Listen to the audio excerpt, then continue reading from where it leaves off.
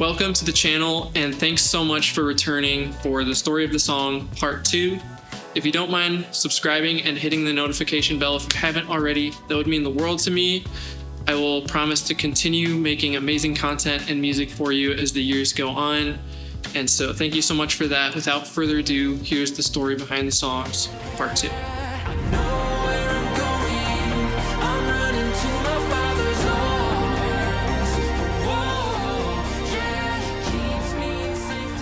My Father's Arms probably has to be the most personal song on the whole album for me.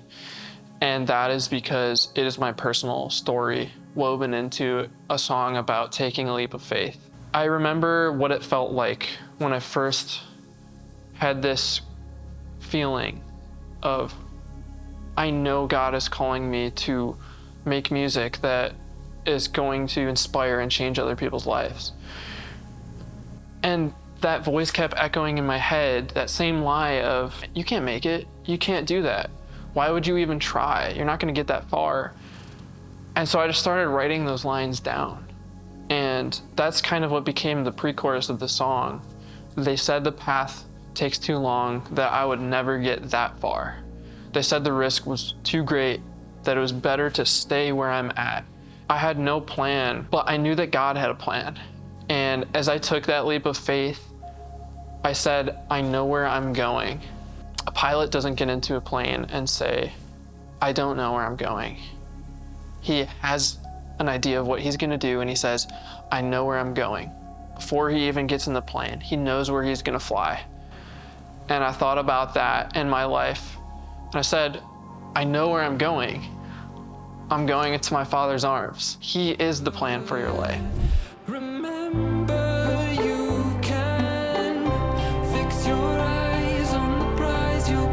Heavenward, the song, stemmed from this conversation I had with my dad. And we were on my college campus having dinner, and I was in the thick of my school semester, feeling a little lost, not sure if I wanted to stick with college and studying acting. And my dad kind of had a serious talk about the whole culture of college. He was like, just remember to keep your eyes on the prize. And so I took that idea of what is the prize and fixing my eyes on that. And that's Jesus. The ultimate end goal of life is peace and love and an eternity of that.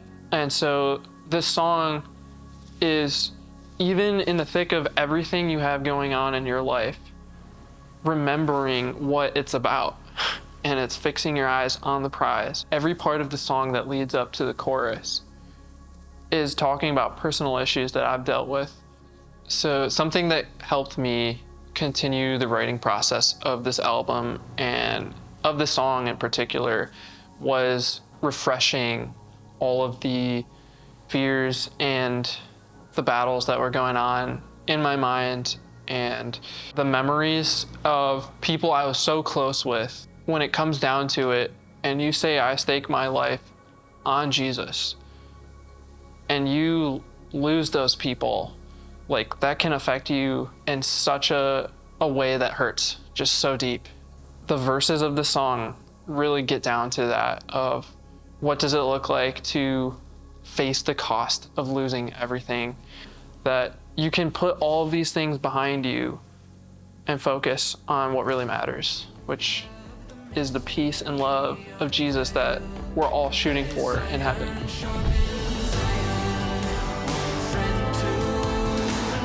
As Iron Sharpens was born out of this idea. I think it was at a retreat where I was with a bunch of guys, and we were kind of just talking about that scriptural concept of, as iron sharpens iron, a friend sharpens a friend. And I had this visual of when iron rubs against iron, it's like sparks flying.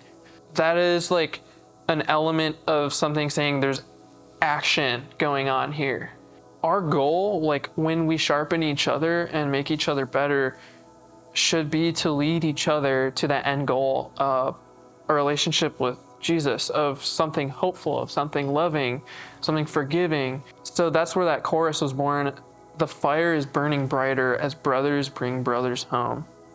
Sometimes it's so easy we can think we're all alone in this. When we're together and we march on together and we press on together, that's to me what that looks like. What iron sharpening iron looks like is this togetherness. Some days we need each other's help. And some days we are that pillar of strength for everyone around us. And so this song was something that I felt like to have something to lean on when everyone is leaning on us. And at other times when we need to realize we need to lean on each other.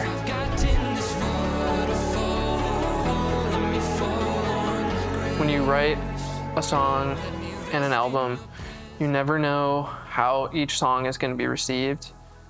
And as this album has aged, I've noticed there's something about this that people love. When I played the song for the first time publicly at this retreat, I decided to throw it in kind of without even asking. I'm watching all of them sing along to it from the bottom of their hearts as if they knew every word of it. When you think of temptation and falling into sin, it's like we're focused on our weakness and what has caused us to fall. And then I thought about it's in our weakness that God's strength is made perfect.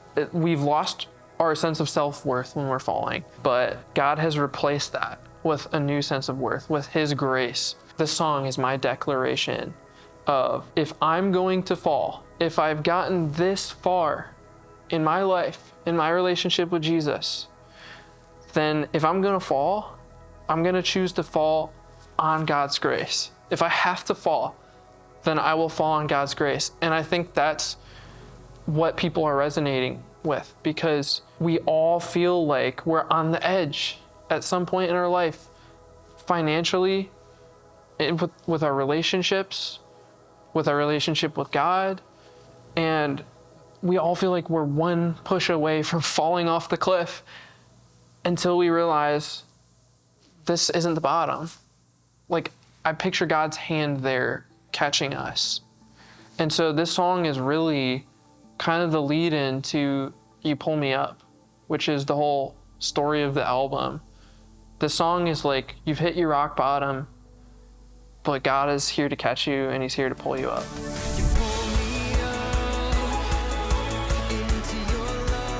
You Pull Me Up started as an idea of a really hype dance song that I wanted to create for youth conferences.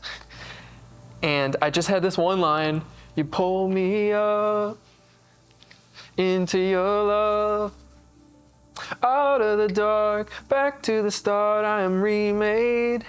And I had that line stuck in my head for probably a year with nothing else. Even though it was written early on, this was the last song on the album that I finished writing. And I think that was because God was weaving all of these messages in my heart that this was the theme and the story of the album. It just made sense that all of the songs, when you put the messages together, it leads to the same thing.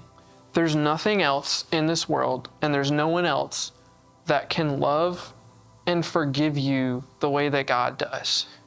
I think about the most horrible things we've done. I think about the most horrible things I've done, and man, we are capable of so much bad. You Pull Me Up, to me, is this realization that God says, forgive your neighbors 70 times 7, which is such a huge amount that you might as well just say forgive your neighbor as many times as they're gonna mess up. And that's because He's setting an example for us. If He's gonna love and forgive us that much, then we ought to share that and treat others in the same way. And I think You Pull Me Up is the most joyous song on the album, because when you receive that grace, you can't help but explode with joy, with this realization of, I have to share this with everyone around me because I'm a new person. And so that's where that line came from. And I will find the secret place, your sweet embrace. And I'm gonna remember that for a lifetime. Once you experience that, you never forget. Thank you so much for watching. If you'd like to stay up to date with my shows, be sure to follow on social media. The links to those are in the description. And if you're returning and not yet subscribed, if you click that notification bell and click the bell, for sure you'll get the notifications so you'll never miss another video. I promise to continue making amazing content and music for you guys. Until next time, stay blessed.